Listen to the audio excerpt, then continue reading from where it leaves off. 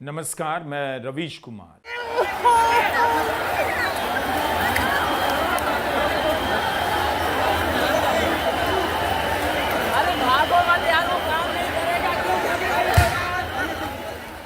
आंसू गैस के गोले से परेशान लोग इधर उधर भाग तो रहे हैं, मगर मैदान छोड़कर नहीं, अपनी आंखों को जलन से बचाने के लिए और आगे मार्च में बढ़ते रहने के लिए। आज दिन भर आंसू गैस के गोले छोड़े जाने की खबरें आती रही। सोशल मीडिया पर बहुत सारे वीडियो हैं, मगर पुलिस की तरफ से समग्र जानकारी नहीं दी गई है कि कितने आंसू गैस के गोले छोड़े गए हैं।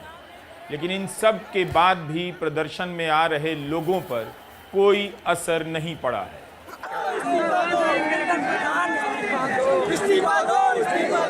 जंतर मंतर पर कितने लोग आए, कहां से कैसे कैसे पहुंचे हैं, इन सवालों से ही 20 जुलाई का दिन भीगता रहा। इस वीडियो को देखिए, लोग कहां से और किस उत्साह से चले आ रहे हैं। हर तबके के युवा इस मार्च में आपको नजर आएंगे।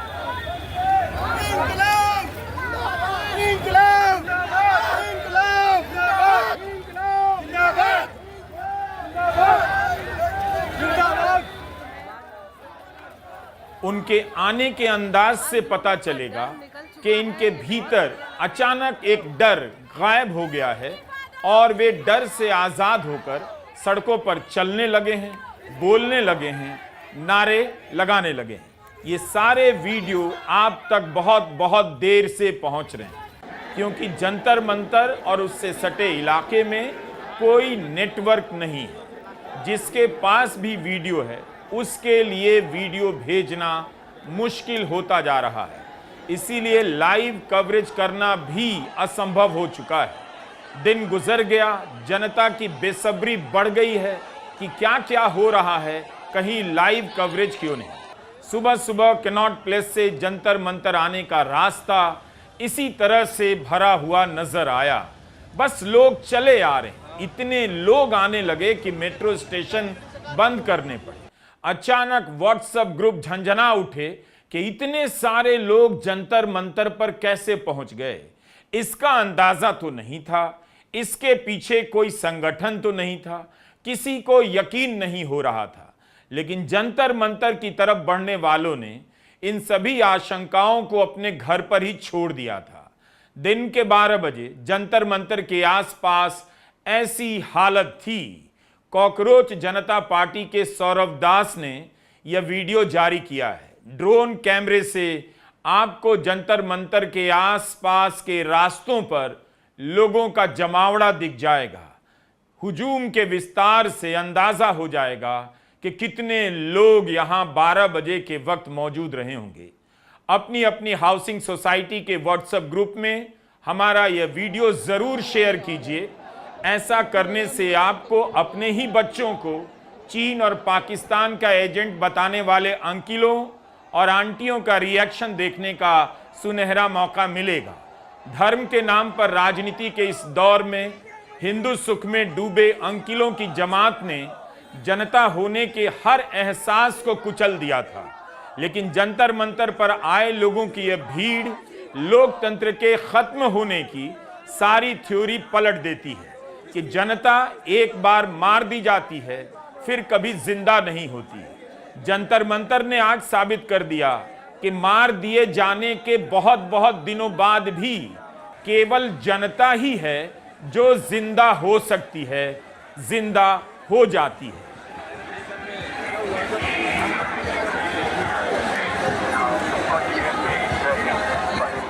पूरा देश हैरान है कि जंतर मंतर पर इतने लोग कहां से आ गए।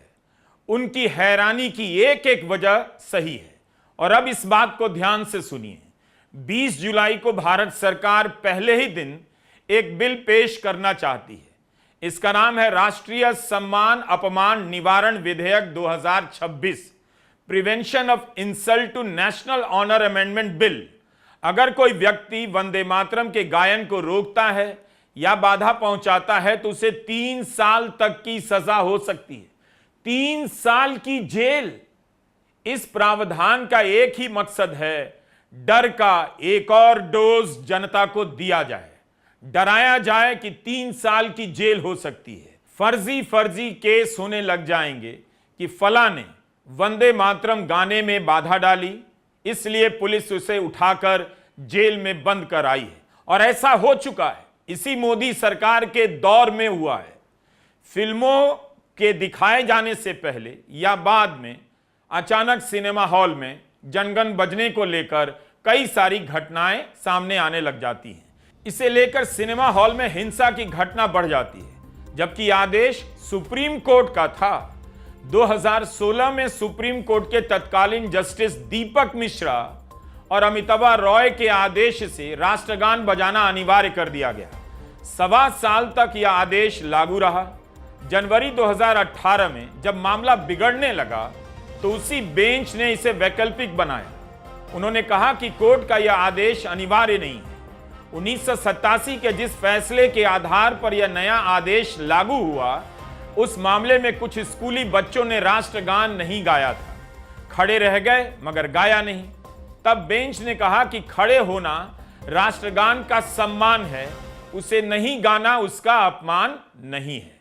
हमने यह बात क्यों बताई? इसलिए बताई कि इस तरह के कानून लाकर लोगों में डर बिठाया जा रहा है, जेल भेजने के नए रास्ते बनाए जा रहे हैं, उन्हें फंसाने का नया तरीका खोजा जा रहा है।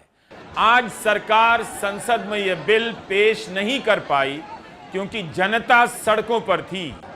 जनता ने उस डर को नकार दिया था। आज जो जनता आई थी वह कई तरह के डर को नकार कर आई थी। इसी सोनम वांगचुक को सरकार ने आंदोलन करने के लिए 170 दिनों के लिए जेल में डाल दिया।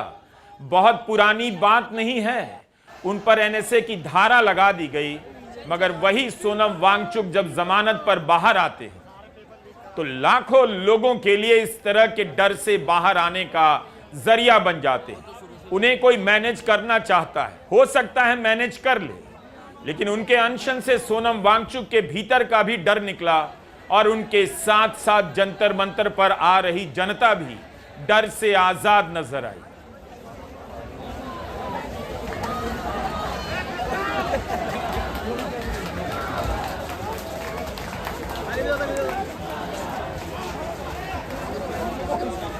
सरकार ने नेटवर्क जाम कर बहुत कोशिश की, इसके बाद भी वीडियो लोगों तक पहुंचने ही लगे।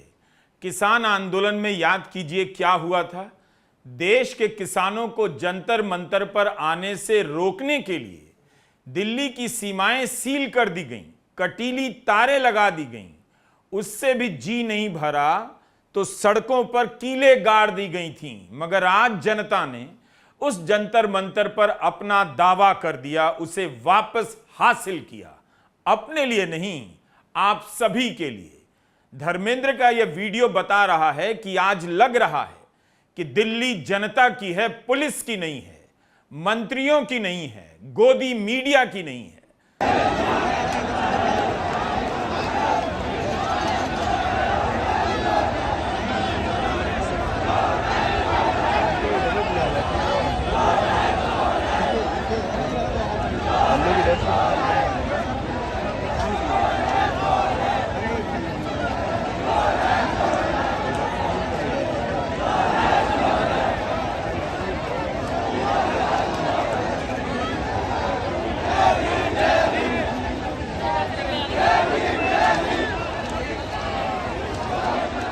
गोदी मीडिया को समझ नहीं आ रहा कि इसका कवरेज कैसे करें।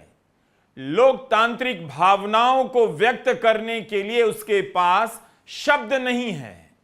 क्या वह आज की जनता को चीन परस्त, पाकिस्तान परस्त बता सकता था? क्या इस भीड़ को मोदी सरकार के लिए चेतावनी कह सकता था? क्या वो कह सकता था कि मंत्री को इस्तीफा देना चाहिए और जनता की बात सुननी चाहिए? सरकार की चापलूसी में डूबे रहने वाले गोदी मीडिया के पास आज भाषा की कमी होगी कि जंतर मंतर पर आ रहे लोगों का कवरेज किस तरह की भाषा में करें। इसीलिए उसकी भाषा में संसद की ओर कूच था, मार्च को कूच लिखा जा रहा था, जबकि जनता शांति से चली आ रही थी। मीडिया इसे बवाल, हंगामे से आगे बढ़कर आपको बता ही नहीं पाया कि इस तरह के प्रदर्शन का किसी भी देश के लोकतंत्र में क्या स्थान होता है, क्या मतलब होता है। इसी दिल्ली में मार्च को कितना कलंकित कर दिया गया, देश के खिलाफ साजिश के रूप में पेश किया गया और जनता भी सरकार की तरफ खड़ी रही। आज जनता अपना विपक्ष बनकर जंतर मंतर गई। लोग मार्च करने आए, लोग मार्च कर रहे थे, नारे लगाने आए, लोग नारे लगा रहे थे।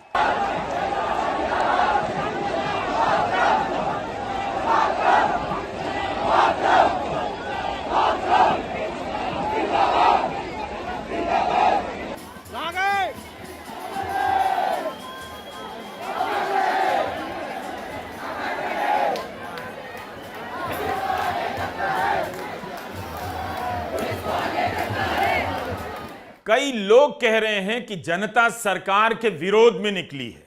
यह बात ठीक है, लेकिन यह जनता अपने विरोध में भी निकली है। यही जनता थी जो धर्म के नशे में डूबी थी, उसके अधिकार कुचले जा रहे थे, महंगाई बढ़ती जा रही थी, जीवन स्तर में सुधार नहीं, पढ़ाई मुश्किल होती जा रही थी, लोग जेल में डाले जा रहे थे, अच्छे अच्छे पत्रकारों को चैनलों से निकलवा दिया गया, उन पर कभी भी जेल में डाल देने का खतरा बिठा दिया गया, उनके YouTube चैनलों को बंद करने के लिए तरह तरह के नियम बदले जाने लगे और जनता चुप थी, जनता सरकार के साथ थी। मगर आज यह जनता सरकार से ज्यादा अपने विरोध में निकल कर आई है। आप ध्यान से देखिए, जनता ने सरकार के समर्थक होने की वर्दी उतार दी है। जंतर मंतर पर जनता अपने विरोध में जमा होने लगी। जंतर मंतर की तरफ आने वाले केवल युवा नहीं थे, उनके पिताओं की उम्र के लोग भी चले आ रहे थे। यहां पर इतने लोग हैं कि पुलिस को मैनेज करना मुश्किल हो रहा है।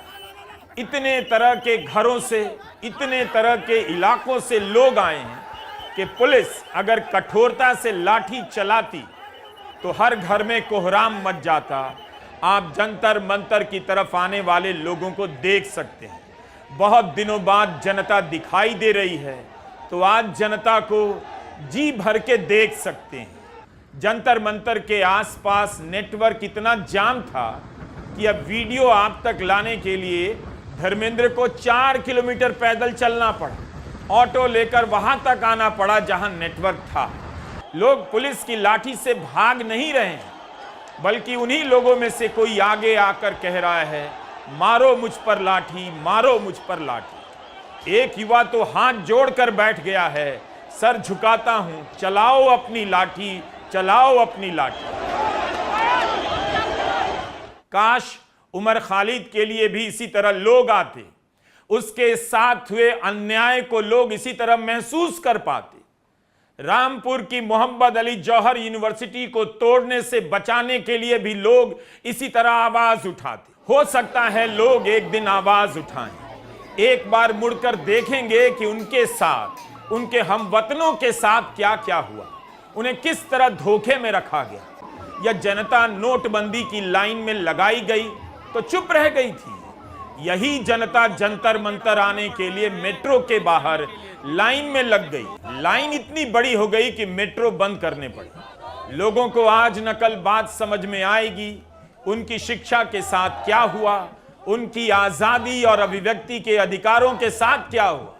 2014 में जनता ने बदलाव के लिए वोट किया, मगर उसे धर्म और राष्ट्रवाद की जाल में फंसा दिया गया।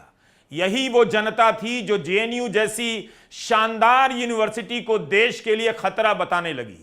यही वो जनता है जो अपने बच्चों के लिए इतने बड़े देश में एक शानदार यूनिवर्सिटी के लिए तरस रही। नियति ने जनता से बहुत निर्मम बदला लिया है। जनता ने आज अपने विरोध में मार्च किया है। एम्बुलेंस को रास्ता देने वाले हैं हम। ये देखो, एम्बुलेंस को रास्ता दे रहा है। देखते रहो, एक ही जन नहीं देता है, सब लोग रास्ते देते हैं। गोदी मीडिया में सूत्रों के हवाले से भांति भांति की खबरें चलाई जाने लगी कि सरकार ने कॉकरोच जनता पार्टी से बातचीत करने की कोई पहल नहीं की। सूत्रों के हवाले से चैनलों में रिपोर्ट किया गया कि सरकार ने कॉकरोच जनता पार्टी से किसी भी तरह की मुलाकात से इनकार किया है। कहा कि जेपी नड्डा से मुलाकात ही नहीं हुई। इसके जवाब में सीजेपी के प्रवक्ता सौरभ दास ने एक तस्वीर ट्वीट कर दी। सौरभ दास आशुतोष रांका जेपी नड्डा के घर पर हैं, जेपी नड्डा के साथ बैठे हैं। सौरभ दास ने कहा कि इस वक्त मैं जेपी नड्डा के घर पर ही हूं, धर्मेंद्र प्रधान को बर्खास्त किया जाए। लगातार अपने ट्विटर से सौरभ बता रहे हैं कि धर्मेंद्र प्रधान को बर्खास्त किया जाना चाहिए। गेंद अब सरकार के पाले में है। जेपी नड्डा के सामने 3 मांगे रखी गई हैं।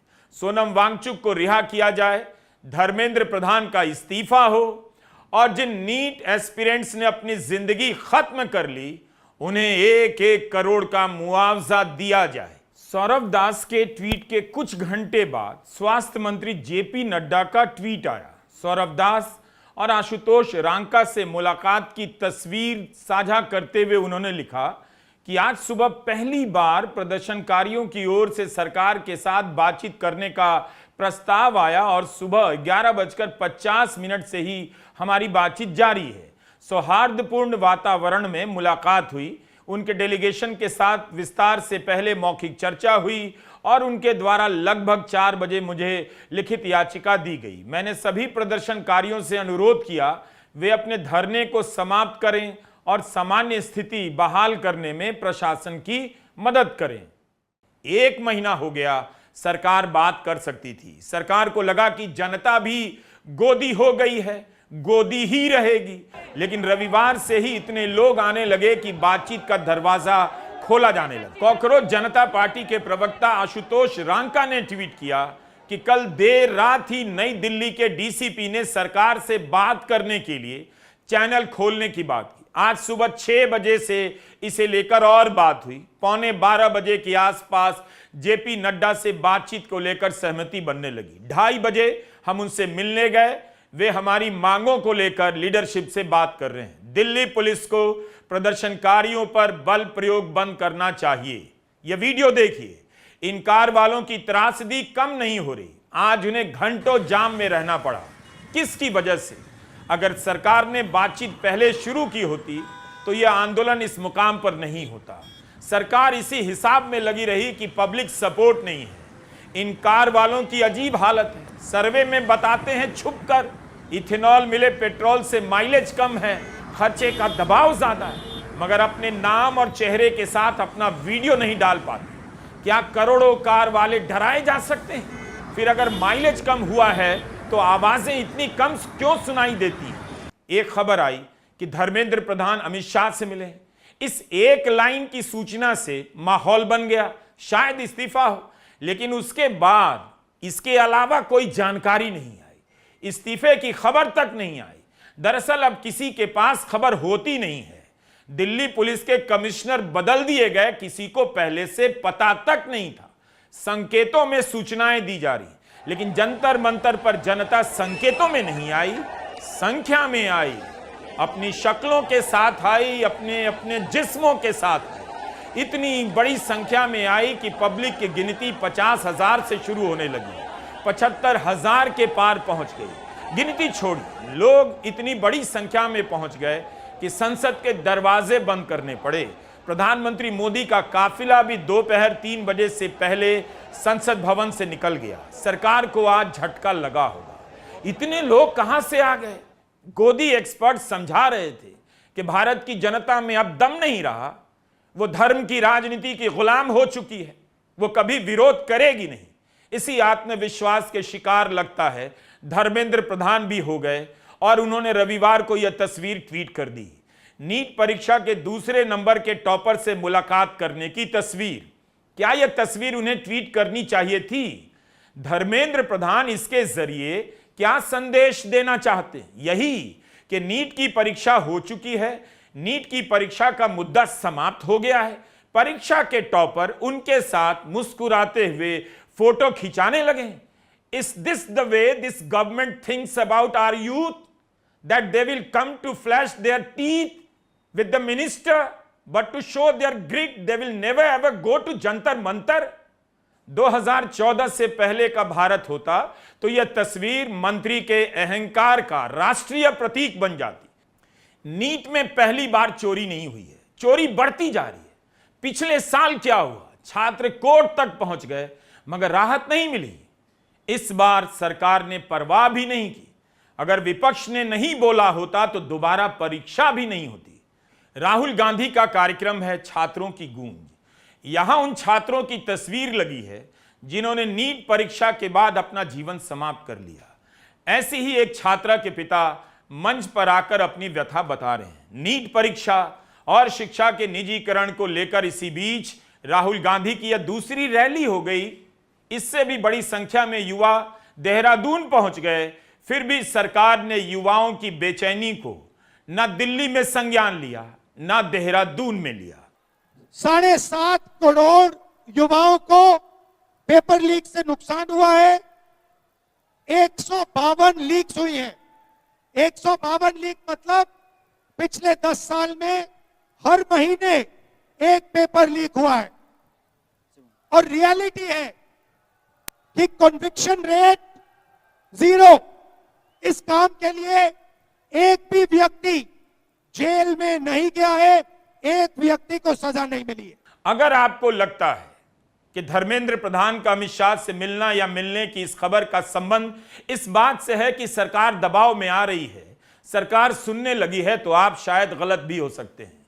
सरकार आज के दिन को भी मैनेज करती नजर आई, अपना समय निकालती हुई। संसद के मॉनसून सत्र के पहले दिन प्रधानमंत्री मोदी का यह संबोधन गौर से सुनिए। हाल ही में खबर आई कि इसरो जैसी संस्था से भी 120 वैज्ञानिकों ने नौकरी छोड़ दी है। प्रधानमंत्री उसे भी नोटिस नहीं करते, मगर अंतरिक्ष के क्षेत्र में युवाओं के एक स्टार्टअप का जिक्र करते हैं और उस स्टार्टअप में शामिल वैज्ञानिकों की उम्र बताते हुए नेता प्रतिपक्ष राहुल गांधी का बिना नाम लिए उनकी उम्र पर कटाक्ष करते हैं। जिस समय जनता संसद के बाहर उनके खिलाफ नारे लगा रही है, उसी समय प्रधानमंत्री नेता प्रतिपक्ष की उम्र पर कटाक्ष करते उस जनता को उसकी जगह दिखा रहे थे। और ये जो स्काईरूट स्टार्टअप है, उसमें जो नौजवान काम कर रहे हैं, मुझे बताया गया उनकी पूरी टीम की जो एवरेज एज है वो सिर्फ 28 साल है। ऐसे नौजवानों ने ये काम करके दिखाया है। मैं किसी 56 साल के नौजवान की बात नहीं कर रहा हूं। राहुल गांधी की उम्र 56 साल है। अच्छा होता प्रधानमंत्री नरेंद्र मोदी राहुल गांधी का नाम भी ले लेते। प्रधानमंत्री मोदी चाहते तो अपनी उम्र से भी तुलना कर सकते थे, लेकिन अगर 75 साल कहते तो फिर मार्गदर्शक मंडल को लेकर बहस छिड़ जाती। पर अजीब है, जनता 100 सवालों के जवाब खोज रही है और 75 साल के प्रधानमंत्री 56 साल के युवा की उम्र पर इस तरह कटाक्ष कर रहे हैं जैसे राहुल गांधी 100 साल के हो गए हों और प्रधानमंत्री नरेंद्र मोदी 28 के। इसीलिए जंतर मंतर पर आई इस जनता का सरकार पर क्या असर होगा यह आज नहीं दिखेगा। सरकार इस जनता के पीछे कैसे पड़ेगी, उसके घरों तक किस तरह से पहुंचेगी, आने वाले समय में पता चलेगा। 20 जुलाई को जनता ने सड़कों पर आकर बता दिया, अगर देश का सारा विपक्ष के सारे नेता तोड़कर, मरोड़कर, घसीटकर, लपेटकर बीजेपी के घुटनों के नीचे उसके तलवे में बिठा दिए जाएंगे और देश में एक भी नेता नहीं बचेगा, तब भी जनता अपनी मांगों को लेकर सड़कों पर आती रहेगी। यह जनता की स्वायत्तता का दिन है। कितनी आसानी से मध्य प्रदेश के छतरपुर में पुलिस ने केन बेतवा नदी के जोड़ने की योजना का विरोध कर रहे आम लोगों को वहां से हटा दिया। कई दिनों से वहां लोग प्रदर्शन कर रहे थे, पानी में डूबकर, मगर उनसे बातचीत तक नहीं की गई।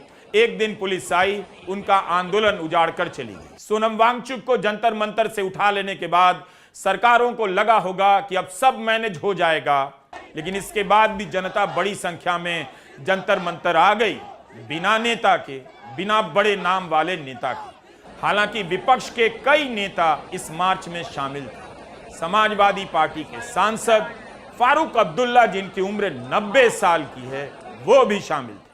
धर्मेंद्र प्रधान का क्या होगा, उससे बड़ा सवाल है इस देश की शिक्षा का क्या होगा। जंतर मंतर से खबरें अभी तक लोगों की संख्या तक सीमित है। लोगों के क्या अनुभव रहे, उन्होंने घर से निकलकर क्या देखा, बाहर और अपने भीतर, इसका अनुभव उन्हीं के साथ लौट रहा होगा, दशकों तक उनके साथ रहेगा, निराशा के क्षणों में उन्हें हौसला देता रहेगा कि जब भी लोकतंत्र को रौंदा जाएगा, जब जनता के अधिकार छीन लिए जाएंगे, जब चुनाव पर भरोसा नहीं बचेगा, वोट चोरी से चुनाव जीते जाएंगे, तो उन्हें याद आएगा कभी जंतर मंतर के लिए निकले थे, उन्हें फिर से निकलना होगा। जंतर मंतर का यह धरना हो सकता है समाप्त हो जाए। जंतर मंतर ने जो धारणा बदली है उसे समाप्त होने में अब वक्त लगेगा। आज का यह हमारा दूसरा वीडियो है। इस तरह की रिपोर्ट के लिए जरूरी है कि हम वीडियो पर नजर रखें, उन्हें आपके लिए संपादित करें, पेश करें, ताकि आप तक बात ठीक से पहुंचे। नमस्कार, मैं रवीश कुमार।